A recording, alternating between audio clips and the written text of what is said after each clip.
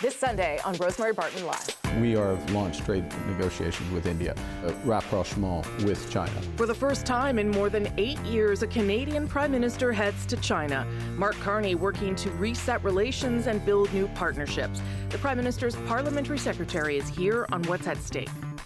The visit to Beijing comes as Ottawa pushes to diversify trade. But what are the risks for the government as it looks to strengthen ties beyond the U.S.? Our Sunday Scrum is here.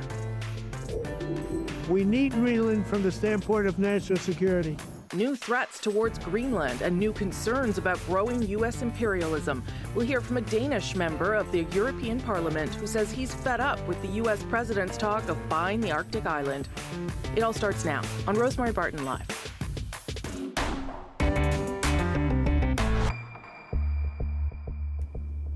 Good to see you on this Sunday. Anticipation is high for Prime Minister Mark Carney's meeting this coming week, with Chinese President Xi Jinping, and any signs of a diplomatic or economic breakthrough as Carney looks to reset the relationship with China. Carney last met with Xi in October when he accepted the Chinese leader's invitation for a visit. There are, of course, a number of irritants between Canada and China. Most recently, Canada imposing a 100% tariff on all Chinese-made electric vehicles. In return, China slapped down an almost 76% tariff on canola seed. Trade between the two countries is on the top of the agenda for this week's trip. Joining me now is Cody Blois. He is the Prime Minister's parliamentary secretary, and he will be joining the Prime Minister on this trip in China. Nice to see you. Thank you for making the time. Happy New Year, Rose. Happy New Year to you. And I know not the first time you've been in China. You were there fairly recently with the Premier of Saskatchewan. But this is the first time now that a Prime Minister will visit China in, I think, almost 8 years. How big a deal is that, and how much are you expecting things to move because of this visit? This is a big deal. Yes. I mean, when we think about China being the second largest economy in the world, certainly the most populous, and one that has great global influence, we think, and the Prime Minister believes, it's important that we're at least getting at the table and having the dialogue. Yeah. You mentioned the fact that it's been 9 years since a Prime Minister has been to China. It had been 8 years since there had been a leader-to-leader meeting. That's right, yeah. I had the opportunity to join the Prime Minister in Korea when he met with President Xi, who described that moment as a turning point in the relationship. This trip next week is a continuation of that turning point in the relationship. The Prime Minister would like to recalibrate it. He believes there's opportunity for partnership, that there's opportunity that China plays a role amongst the many countries that we are building relationships with as part of our idea to be able to build out more trade around the world. Okay, so let's talk about sort of the irritants. The EV tariffs, 100% EV tariffs on Chinese EVs. China then responded by putting tariffs on canola. There's also been some damage done to the seafood industry. How much of your conversations have been about eliminating or reducing the tariffs on both sides of that?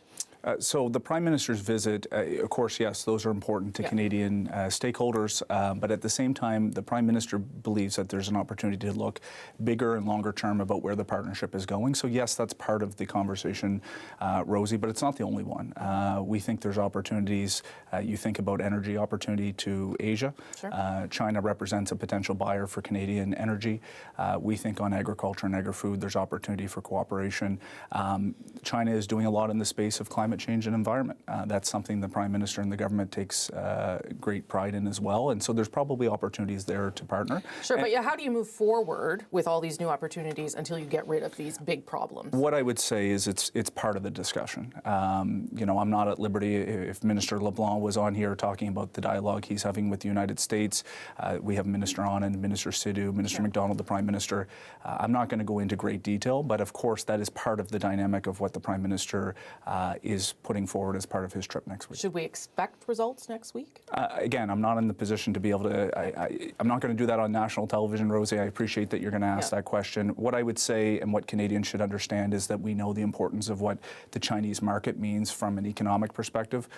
We understand some of the sensitivities in the domestic sector, and at all times this Prime Minister is going to be focused on what the best interests are for Canadians. And again, I want to reiterate that we have a goal to double non-U.S. exports over the next next 10 years. China is a part of that strategy. It's not the only piece. I think it's important to highlight the work that we've done with Indonesia, for example, on a free trade agreement. The Prime Minister after China is headed to Qatar. And also we've announced with the UAE $70 billion of foreign direct investment opportunities into the country. So this is part of a bigger strategy that the Prime Minister and the government's focused on. The EV tariff in particular was to align Canada with what the United States was doing. Now that we find ourselves in the position we are in, particularly under these punishing sectoral tariffs, does that become less important that we are aligned with the U.S. when it comes to the kinds of things that they are doing to deal with China? Again, on the specifics of the conversation, I'm not going to go into those levels of details. No, but just in general, whether we have to consider what the U.S. is doing as we consider how we are re-engaging with China. Of course, the United States is an important trading partner, but I think one thing has been abundantly clear with the Prime Minister and the government, and when I go home to my constituents, for example, Rosie and King's Hands, they want to see the Government of Canada and the Prime Minister doing work around the world to build that trade resiliency. So we're going to be making decisions that are always in the best interests of Canadians. We understand that it's a delicate moment right now for the Canadian auto industry, for example, that they need a level of certainty. But at the end of the day, our focus is, again, on building those relationships. And I know you want to put a lot of focus on what I would call meaningful but short-term irritants. The Prime Minister also sees a longer-term opportunity to cooperate. There, of course, in the interview that you had with him before Christmas, he identified there is going to be some areas of guardrails where we're not going to cooperate with China, obviously. But we think that there's a pragmatic and constructive landing spot to be able to have those conversations. Thank you for listening or watching to that interview, because I was going to ask you that question about, it is always complicated, Canada's relationship with China, sometimes extremely, given the two Michaels, but other times just because of human rights concerns. So how do you navigate that when you are going to start resetting the relationship? Do those things that are problematic in terms of values, because that's also something the Prime Minister talks a lot about, do those things get raised in a leader-to-leader meeting? Or is it important that Canada have parameters or markers around those things? What I think it's important that Canada has is an opportunity for dialogue. And again, having sat in on the bilateral meeting in Korea, the Prime Minister was very clear with President Xi that there is a whole host of opportunities that we think we can partner. There'll be areas that we can't. But we also feel it's important to have that leader-to-leader relationship and dialogue that opens up diplomatic channels for the conversations on the things that you mentioned that we have to make sure there's a pathway to be able to raise constructively. But I'll remind Canadians, if we don't have that type of dialogue, if we haven't been to China in 8 years, if we haven't had a leader-to-leader meeting, none of that happens. And so if we want to be able to engage in good faith, we have to be at the table. The Prime Minister started this work back in June of 2025 with his call with Premier Lee. It continued with a meeting with Premier Lee at UNGA in September.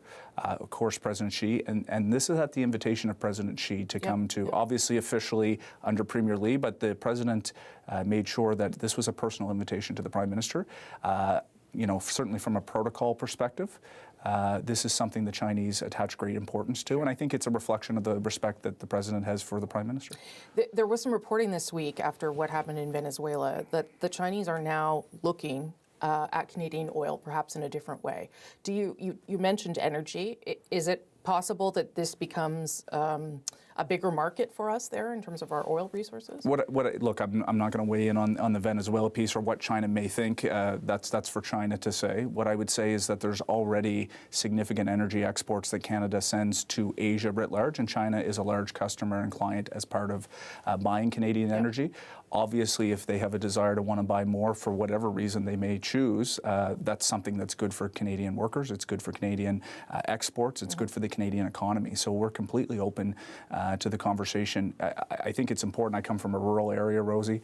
I always say Canada has the ability to feed and fuel the world, whether it's in agriculture and agri-food, on a whole host of energy opportunities. We are truly a global superpower in those spaces. The Prime Minister recognizes that, whether it's China, whether it's other countries in Asia that are looking for Canadian energy, completely open to those conversations. I'll just end on this, because it is related. This is about the Prime Minister diversifying trade, finding new trading relationships. It comes, again, the same week that the President and the White House said military force to take Greenland is not out of the question.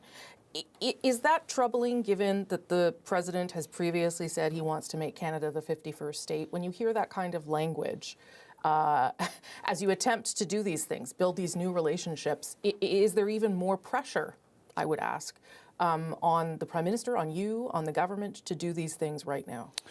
The Prime Minister, I think, called it an inflection point or perhaps a rupture in the relationship that we've had. I think the Prime Minister has been very pragmatic about the fact that the United States will continue to be a very important trading partner, a close ally, but at the same time, Canadians expect us to build out resiliency in our trade. And so that impetus was on April 29th when we were given a mandate by Canadians to do the work that we're doing exactly.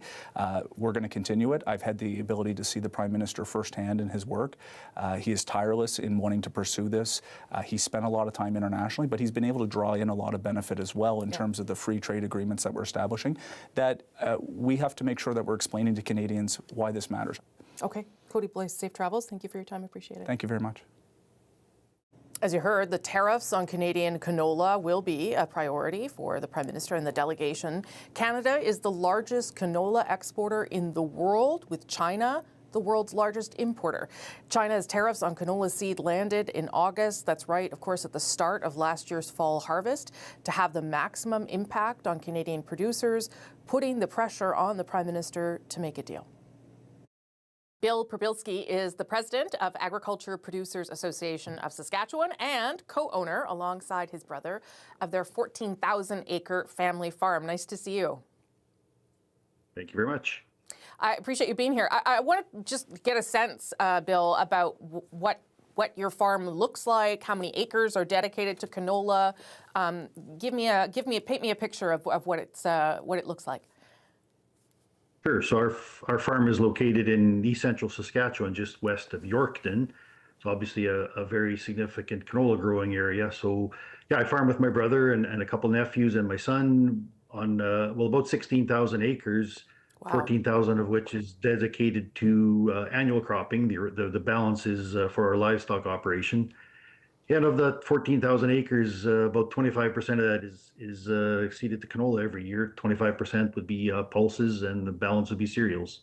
Okay, so how much of that portion, the canola portion, makes up sort of how much you rely on that growth and that market for your farm to succeed? Well, certainly, the canola is 25% of our seeded acres, but it accounts for definitely a larger percentage of our revenue every year. It's been a staple on most farms in the prairie since the early 70s. So, we rely on it to pay our bills for sure. What has been the impact then on these tariffs, these Chinese tariffs, on the canola portion of your business? I don't know if you can give me a dollar figure or how you want to characterize it. It's a significant impact. We're fortunate that our yields were pretty decent here this last year. We're probably looking at about $100 a ton hit from the tariffs. So, on my farm, that's $450,000. That's just not there. On top of that, there's the tariffs on the peas, which are also a part of our cropping plans, that also taken a significant cut in commodity prices for our peas. So that's another hurt for our farm. That is a big amount. What has been the impact then on? I mean, it's a family farm, but I don't know if you have people who work for you or if you've had to reduce salary. Like, what have you had to do? Yeah, certainly it is a family-owned farm that we all contribute our labor. We do have hired folks as well.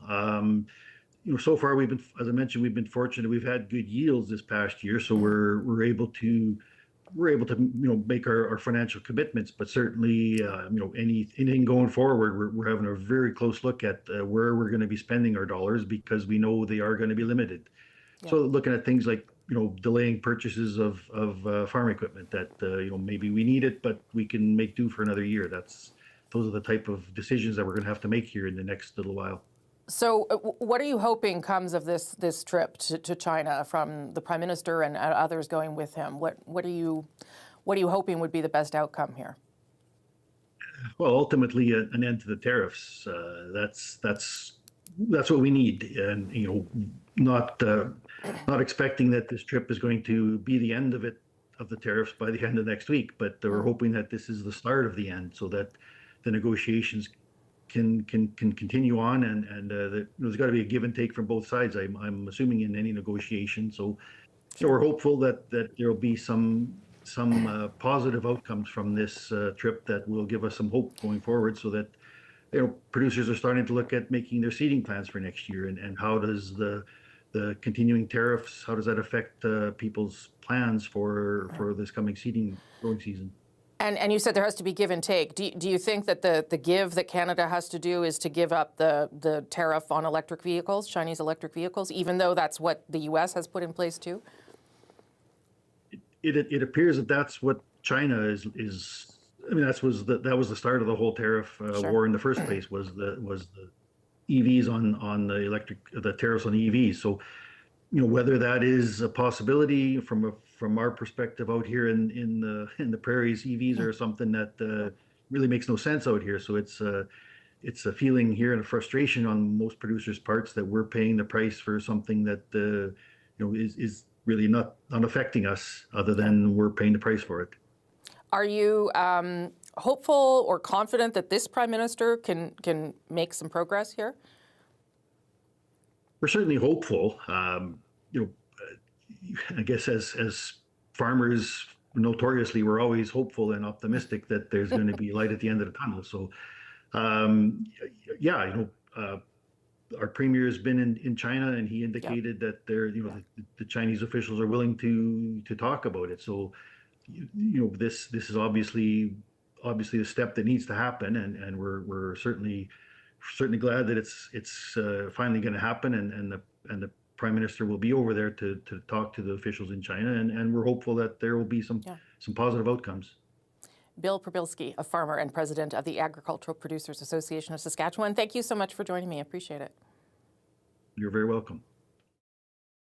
So the stakes are high as tensions appear to thaw between Beijing and Ottawa. What will the government try to get out of it? What will the government try to get out of this trip to China? Our Sunday Scrum will be here later in the hour to talk about Mark Carney's continued push for diversified trade. But first, we are going to do something on Greenland, whether they like it or not, because if we don't do it, Russia or China will take over Greenland.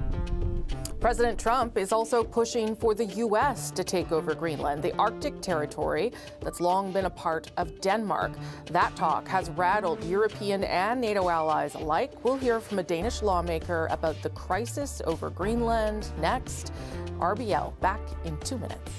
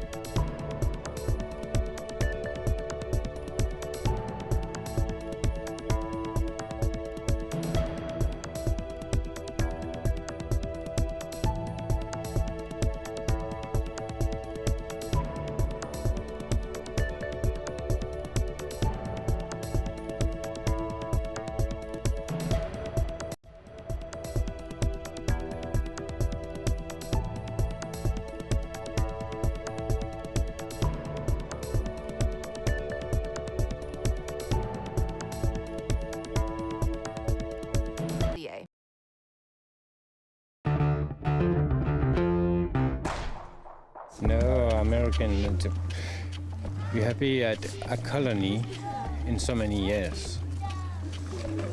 We are not ready to be a colonized again. Last year it was just something joke, something we take it. Greenland is not for sale; it's just a joke. But now we're nervous about what if they come and World War begins again. That's some Greenlanders there reacting to Donald Trump's increasing rhetoric that the U.S. needs to acquire the Arctic island for security purposes. Trump has repeatedly floated the idea, in fact, since his first term, originally considered to be humorous musings. But the U.S.'s recent actions in Venezuela have led some now to take his claims far more seriously.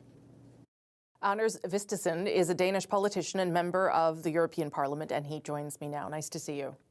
Thank you for having me on. Well, thank you for making the time. Obviously, the U.S. president earlier in last week said that the U.S. needs Greenland for strategic purposes. Of course, there is already a military base there, an American military base in Greenland. What do you think is going on here? What do you think the president is actually trying to do? There's no rationale behind the arguments coming from the president and his administration. Actually, the U.S. have gone from having 15,000 troops stationed in Greenland, more than 30 different bases and installations, down to one with 150 soldiers. So it is an American decision to pull away military from Greenland. The same comes when there's talks about mining rights. They can have all the mining deals with the Greenlandic government they want, but so far it has not been a viable economical option to mine Greenland for any company who have excavated. Mm-hmm. And thirdly, the other argument that's been used is that it should be vessels from China and Russia around Greenlandic waters. And I think if you're Canadian, you know that you don't have a lot of Russian ships coming up and down the coast between Canada and Greenland. So basically, the arguments that are used are all on a factually wrong basis. Mm-hmm. So it seems more or less to be an ego trip coming from the president, that he just wants to be the first president in 100 years to enlarge American territory. This week, leaders from France, Britain, Germany, Italy, and on, including, of course, your country, all members of NATO released that joint statement affirming Greenland's autonomy. Are you concerned about what this could mean for NATO as a member of the EU who represents Denmark? What are your concerns around that part of it? I think it has to go in two brackets. One is to say, do I think that America will invade Greenland military? No, I don't think that's a realistic scenario. Okay. But it is already damaging NATO, all of this rhetoric coming out. The only one who is winning by these statements from the American administration is China, Russia, other adversaries of NATO. We're talking about one founding member of NATO threatened to invade another founding member of NATO off the coast of a third founding member of NATO, Canada. So basically, of course, this is damaging to the credibility of the defensive alliance that kept us safe during the Cold War. And it's very, very sad to see that alliance that I think is very, very important and that transatlantic bond is going to be put into doubt, and the reliability of our defense structure is damaged by this, no doubt about it. The Denmark pledged to invest $4 billion in Greenland late last year, including boats, drones, aircraft, and that kind of thing. Is that moving ahead? Because the president points to that, or the administration points to that, as a sign that Denmark hasn't done enough to defend Greenland. First of all, I think the history here is quite important. American administrations have wanted historically the Arctic region to be demilitarized. They have said that we don't want to have a military arms race in the Arctic. Right. And that is something that has been agreed between NATO allies up there. We have had, my brother served in the Arctic Navy. He was there for 10 years. So, of course, we have other military presence in Greenland. But it has both been a Danish and an American decision to have less military there. As I said before, America have gone from having 15,000 troops during the Cold War in Greenland to now 150 soldiers. So, of course, we can ramp up and we can talk in a NATO framework about what kind of military structures we want to have in the Arctic region. I think that's a conversation we should have with Canada, with Iceland, with Norway, with Sweden and Finland, and with US regarding Alaska. But it is not a good argument to say that you want to conquer Danish territory. The Secretary of State, Marco Rubio, is planning to speak with leaders from Denmark next week. What do you think will actually come of those talks? Will it be, as you say, more of a negotiation about how those activities, those military activities and personnel and resources might get built up in Greenland? Or do you think it's legitimately going to be about the acquisition of Greenland? I think Denmark has to have a very clear signal. We are not going to negotiate looking down the barrel of a gun. So if the US continue to have these threats of military occupation on the table, I don't think we have much to talk about. If we are going back to talk like allied countries in NATO about how we are going to defend the Arctic region together, all of the Arctic members of NATO, that's a different talk, and we can have that conversation. Our investments are going ahead. From a Danish side, we are going to ramp up defense spending in the Arctic region quite significantly, and we're looking forward to do that with military allies, but we are not going to talk with the US, or we should not talk with the US if they don't take back this threat of military intervention. Do you, given what happened in Venezuela, and obviously the situations are very different, but there are some people that criticize the way the Trump administration flouted rules-based order, international law. Does that give you pause that when you say Denmark has to say we're not doing this, that perhaps the Trump administration won't care, frankly? I think it's, for us in Denmark, a dangerous thing to start comparing Venezuela with Greenland, because it is an allied country, it's a NATO territory and so on. But I think we should take a lesson from Canada, and we should have stood more firmly from the Danish government side against the American posture here. I think that could have been beneficial. I also think that Greenlandic politicians from the independence movement should think about a little bit more carefully what signals they're sending to the US. Let's be honest, if you look at some of the overseas territory that America are in control of and how they're treated by the central administration in Washington, I don't really think that is something to be attracted to be honest. We can look at the former Danish West Indies, the so-called US Virgin Islands. They have been American for 100 years. They can still not vote for presidential elections. They don't get aid anywhere near the economical aid, anywhere near the levels Denmark is providing within the kingdom framework we are having with Greenland and the Faroe Islands. So I really think there's not much to be admired in the way the US have treated overseas territories that they're in control of. Anders Vistisen, a Danish politician and member of the EU Parliament. Thank you so much for joining me. I appreciate it, sir. Well, thank you for having me on.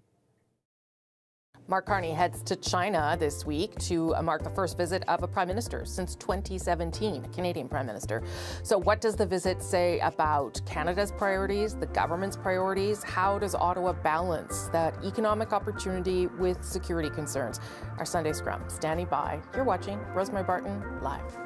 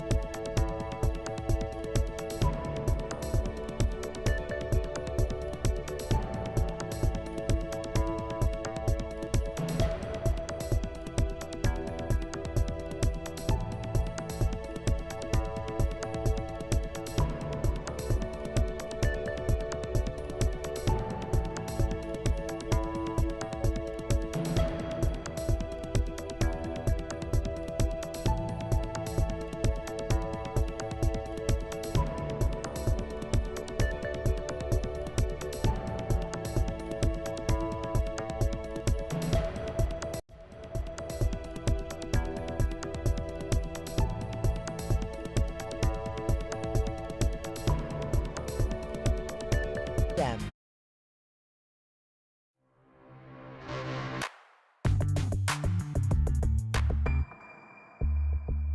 There's a lot at stake, obviously, in this meeting with the Prime Minister and going to China. We're working very hard, basically around the clock, to negotiate with the Chinese government. We'll continue to do that as we move forward. We're looking forward to a meeting next week.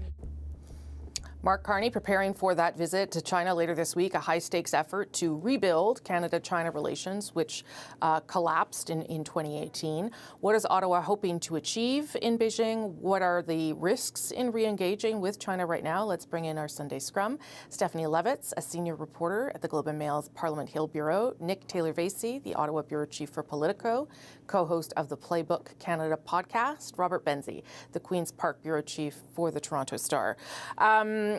Okay, so I guess let's just start with what we make of this attempt to reestablish the relationship between Canada and China, whether this is the right moment to be doing that. I'll start with you, Steph, in terms of what we know about how the government's framing this trip.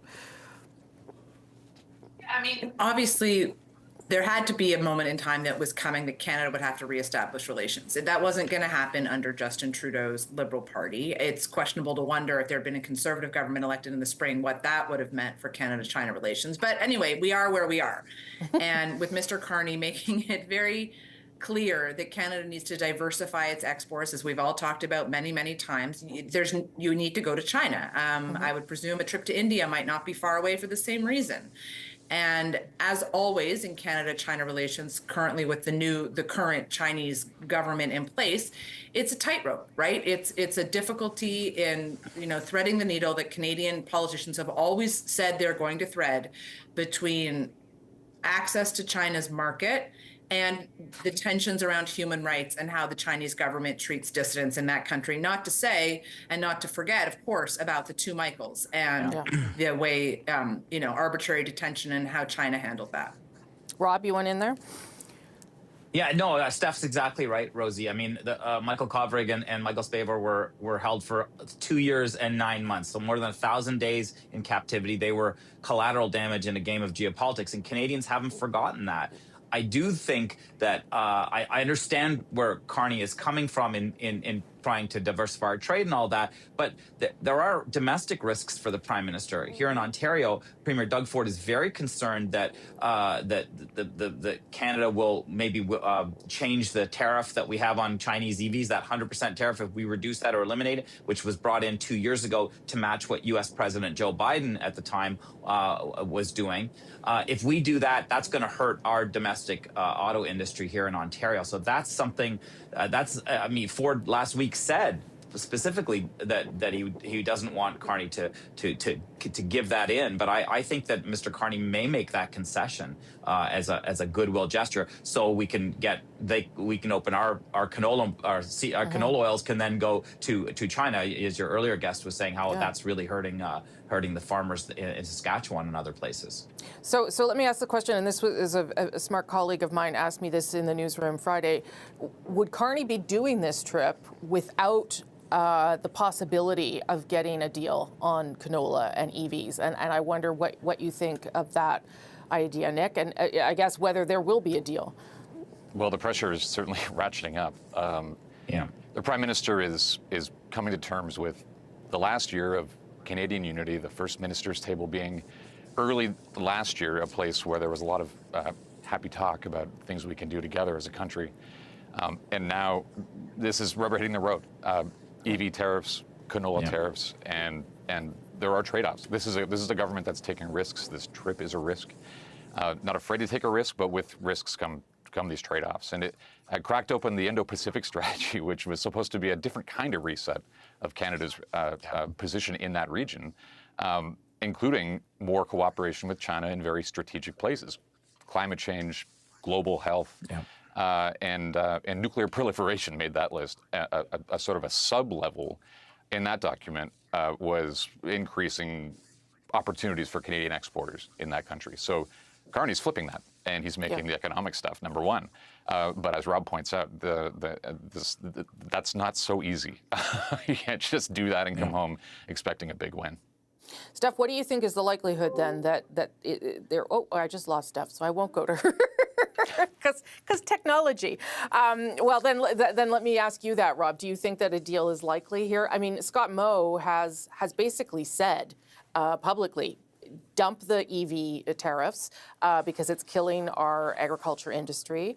And is there, I understand what the consequences would be for the auto industry here, but we did that to align ourselves with the United States. And I wonder whether that, is as big a factor anymore. It's a huge risk, and not to be crass and political about this, but Ontario is more important to the Carney government than Saskatchewan is. Politically, there's 14 seats there. Politically, right. There's 14, and probably more than just politically, but yeah, politically certainly, electorally, there's 14 seats in Saskatchewan, and 121 in or 22 in Ontario. So I think that's the crass calculation that perhaps Carney will be making.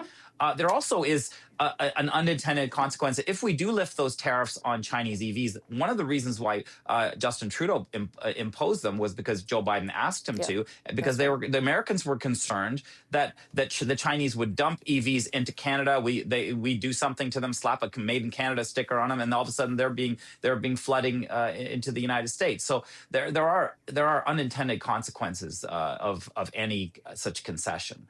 Yeah, okay, Steph is back, and so I was going to ask you that question too, Steph, whether you think that there will be a deal on EVs and canola coming out of this visit. I mean, I would say all signs point to yes, and that's just based on the flurry of activity I know was happening behind the scenes really late in the week, right? Trying to figure out what is the win coming out of this. And I mean, with respect to the good folks of Ontario, Rob, I think it's bigger than just Saskatchewan, the issue of Chinese tariffs, right? It's hitting the seafood sector, it's hitting other agriculture sectors, the prime places for Canada to export to the U.S. to export to China to grow those markets. That's a nationwide issue. And the question with EVs, I think, also becomes, as we head into Canada, U.S., Mexico free trade negotiations, is there the risk that doing this, and I'm sorry if this point was already made while I was having technical gremlins, but is there the risk here that this irritates those talks, right? Or is it an opening? Is it an opening for Canada to somehow signal good faith to the US and say, hey, listen, we're going to put these parameters on EV imports. We're going to do this. We're going to do that. Is there some wiggle room here? Because once again, Mr. Carney is squashed right in the middle of two global powers on a very important sector. Yeah. Nick, he's also going to go to Davos for the World Economic Forum. He's also going to go to Qatar. What do you understand the Prime Minister? I mean, obviously it's diversify trade and have other relationships. I get that part. But it is kind of fascinating to see where he's going and what kinds of relationships he's trying to build. Yeah, Mark Carney is Davos man. He has been one of the most comfortable Canadians in those rooms. As long as he's been a man on the global stage. Those are very different kinds of relationships than he's going to be developing in China, and certainly very different than trade negotiations with the United States. These are business leaders, CEOs. It's a politically tricky area to go to Davos at all, which is probably why the Prime Minister that preceded Carney stopped going. We'll see what he comes away with and what kind of tangible arguments he can make when he gets home about how Canadians' lives are improved in the short term or even the medium term by going to a place like a resort in the Swiss Alps. Yeah, I mean, that's a good point, Steph. You need to come home with things in order to show that you have Canada's best interests at heart. You're not just hobnobbing with business leaders. Yeah, I think that's it. You can go to China and, even if we set aside EVs, tariffs, there's probably other deals they can cooperate on, right? Other agreements that can be struck. You can go to Qatar and you can come away with more investment dollars for the Canadian pick-a sector, right? I'm not sure what the deliverable is on Davos. And I would argue that as much as Mr. Carney would talk about the need to diversify, build new relationships, perhaps he already has relationships with all those people. Are these new contacts? This is a prime minister with an unprecedented Rolodex, to borrow a vintage term, right? I mean, he can call up a lot of people whenever he feels like it. So I'm hard pressed to see the value of Davos, and certainly not the value of Davos when he is coming home from that. And, in a matter of days after that, returning to the House of Commons for the first time, where you know that the most salient argument for the opposition is the affordability piece and what the Carney government is doing about that. And you're going to have that juxtaposed with, images of him in the Alps. Steph Levitz, Nick Taylor-Vasey, Robert Benzie. Good to see you all. Thank you for spending part of your Sunday with me. NATO faces a major crisis over Donald Trump's threat to annex Greenland. The alliance, based on the idea, obviously, of collective defense, where an attack on one is an attack on all. And now it faces the prospect that one member might attack another. As NATO, we can provide security for all of NATO, Greenland included. I'll speak with the former U.S. ambassador to NATO about the U.S. president's threats and if NATO's future is at risk. You're watching Rosemary Barton Live.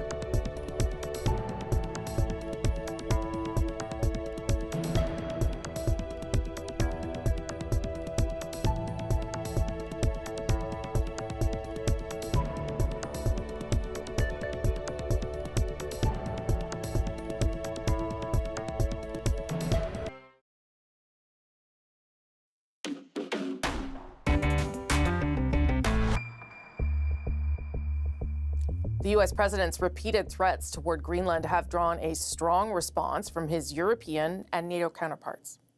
The messages that we hear regarding Greenland are extremely concerning.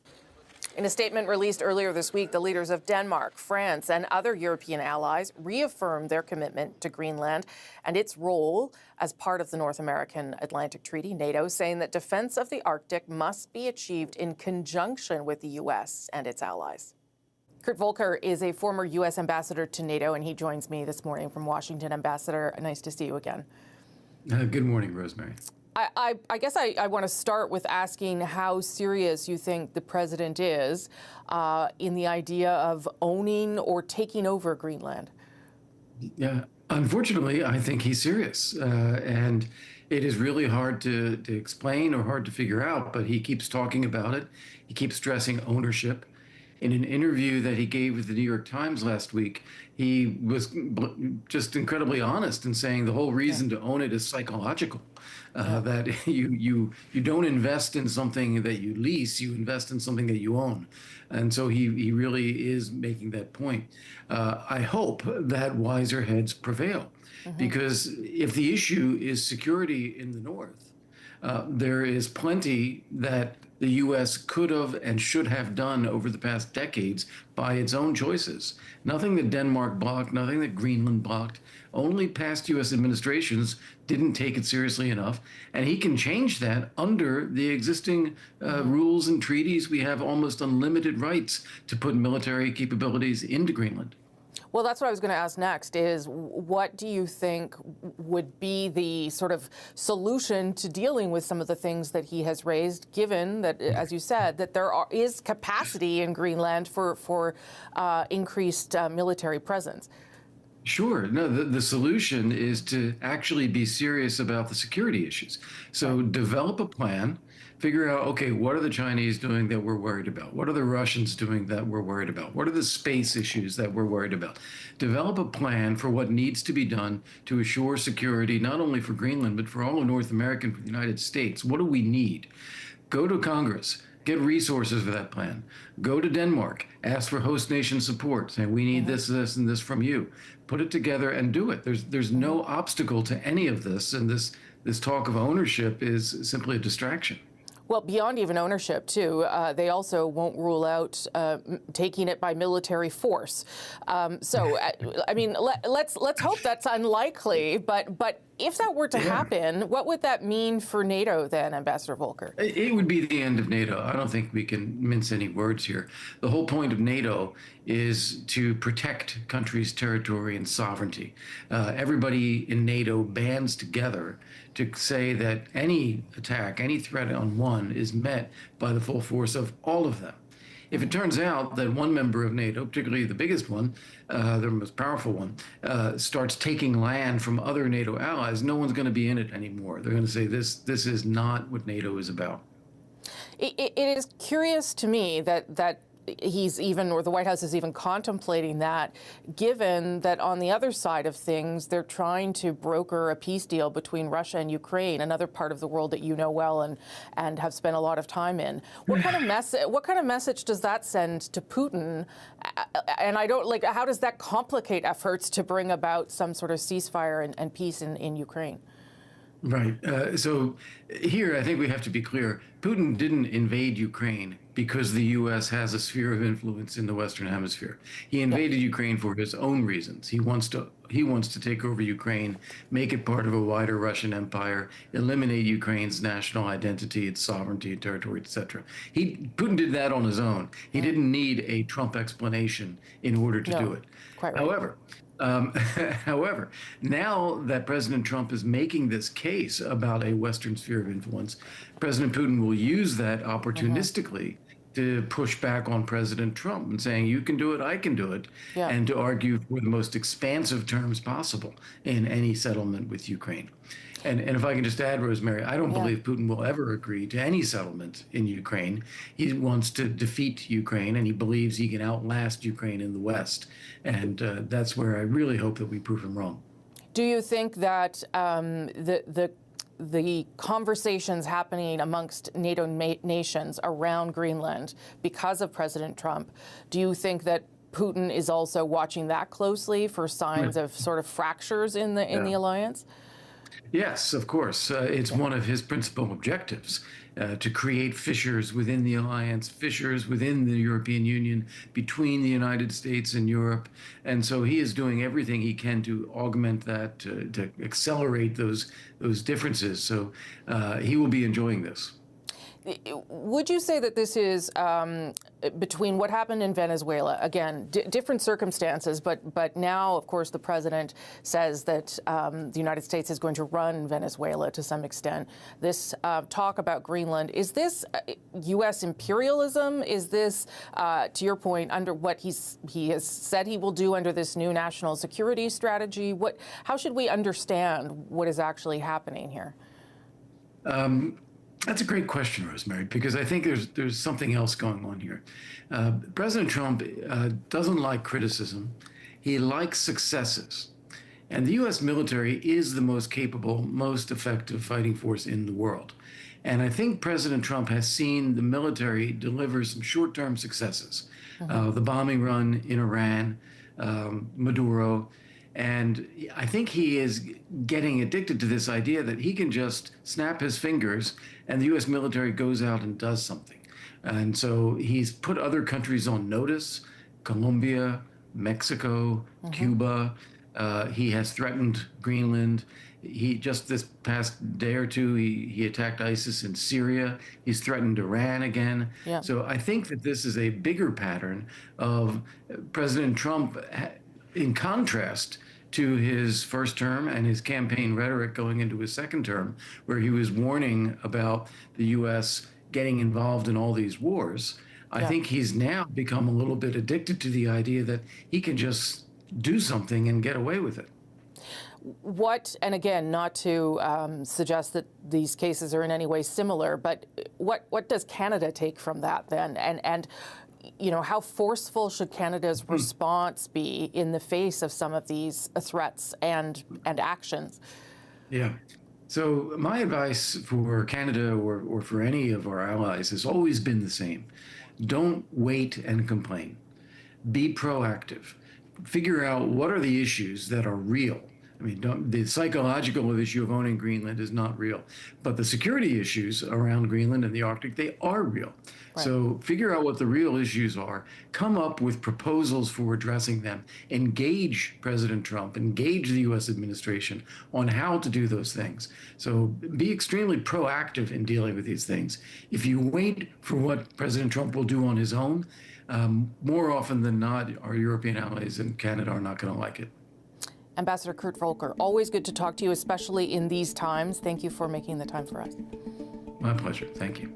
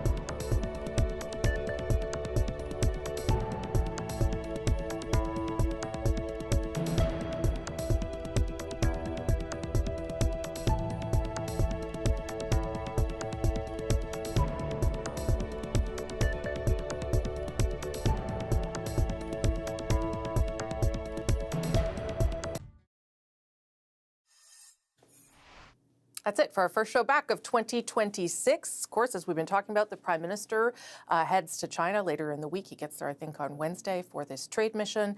And we'll be keeping close eyes on that through the week. Thanks so much for watching. I'm Rosemary Barton. Have a great rest of your day. I'll see you back here next Sunday, if not before. Take care.